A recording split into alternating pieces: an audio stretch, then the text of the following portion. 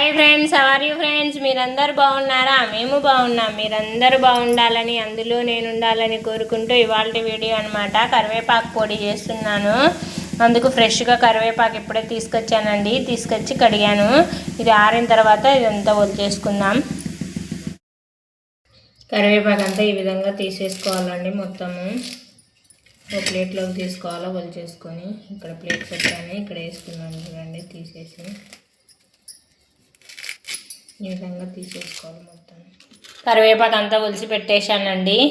అంతా ఒక ప్లేట్లో పెట్టేశాను. ఇప్పుడు మనం స్టవ్ వెలిగించుకొని బాండి పెట్టుకున్నాం అన్నమాట. కరివేపాకు పొడికి కావాల్సినటువంటి ఒట్టిమిరపకాయలు అనమాట. ఒక 7-8 సరిపోతాయండి కారాన్ని పట్టించి. తర్వాత వెల్లుల్లిపాయలు, మినపప్పు, ధనియాలు, శనగపప్పు, జీలకర్ర అండి. నేను స్టవ్ పైన బాండి పెట్టుకున్నాం కదండి. వాటిలో 2 చెంచాల ఆయిల్ వేసేసుకుందాం. శనగపప్పు ఆయిల్లో వేసి ఫ్రై చేస్తున్నామండి. ఈ ఫ్రై కొంచెం అయిన తర్వాత మినపప్పు వేసుకుందాం. మినపప్పు వేసానండి. మినపప్పు కూడా ఫ్రై కావాలి. మినపప్పు కూడా ఫ్రై అయిందండి. వీటిలోకి మనం ధనియాలు వేద్దాం. ధనియాలు కూడా యాడ్ చేశానండి. ఇవన్నీ మనం వేపుకునేటప్పుడు లో ఫ్లేమ్లో పెట్టుకొని ఫ్రై చేసుకోవాలండి. ఇంకా వీటిలోకి జీలకర్ర యాడ్ చేస్తాను. జీలకర్ర యాడ్ చేశానండి. లాస్ట్ అండ్ ఫైనల్గా మనం ఒట్టిమిరపకాయలు వేసుకుందాం.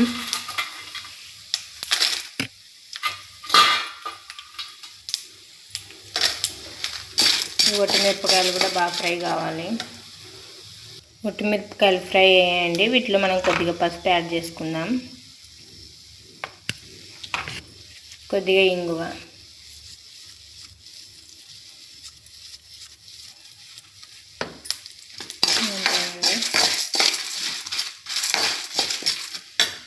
ఫ్రై అయినాయి కదండి. వీటిని అన్నిటిని మనం ప్లేట్లోకి తీసుకుందాం. ఇప్పుడు ఇవన్నీ ప్లేట్లోకి తీసుకున్నానండి.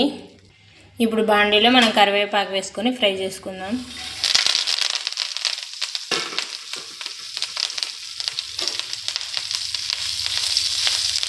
కరివేపాకు బాగా ఫ్రై కావాలండి. ఆకు పచ్చి అనేది ఉండకోకుండా అంతా ఫ్రైగా అవ్వాలి.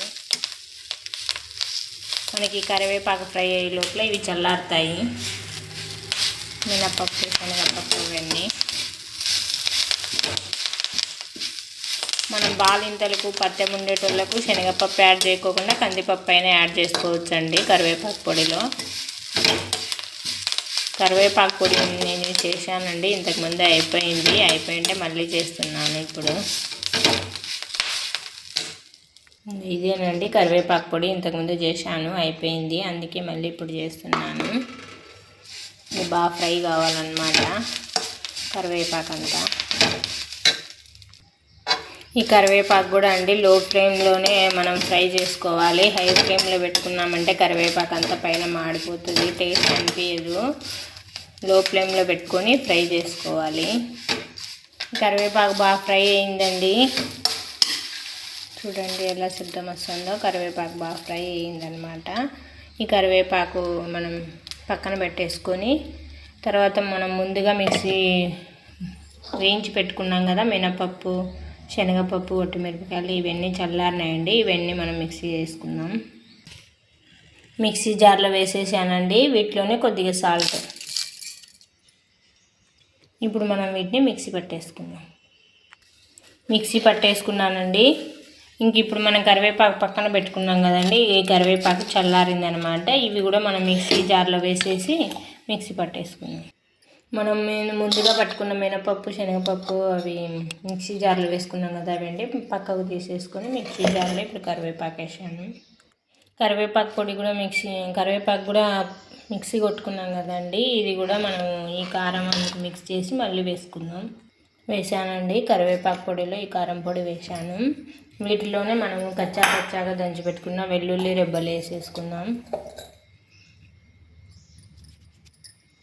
వెల్లుల్లి రెబ్బలు వేసానండి. ఇది ఒకసారి మనం అంతా కలిసేట్టుగా మిక్సీ పడదాం. అంతా కలిసేట్టుగా మిక్సీ పట్టాను కదా ఒకసారి అండి. ఇదంతా మనం ప్లేట్లోకి తీసేసుకుందాం. ప్లేట్లోకి తీసుకున్నానండి. ఎంతో రుచికరమైన కరివేపాకు పొడి రెడీ అయిందండి. ఇది అన్నంలో ఫస్ట్ 2 ముద్దలు అన్నంలో వేసుకొని కరివేపాకు పొడి తింటే మంచిదండి. కరివేపాకు ఆరోగ్యానికి మంచిది. కరివేపాకు పొడి వేసుకోవచ్చు. మనం కరివేపాకు పిల్లలు తినుకోకుండా తీసి పడేస్తుంటారు కదండి కూరలలో. అందుకు మనం ఏదైనా కూరలు అందుకు చేయాలన్నా కానీ కొద్దిగా కరివేపాకు పొడి చేసినా కానీ సరిపోతుందండి. కరివేపాకు పొడి రెడీ అయిందండి. మీకు నచ్చిందండి లైక్ చేయండి, షేర్ చేయండి, కామెంట్ చేయండి, సబ్స్క్రైబ్ చేయండి. Thank you for the watching.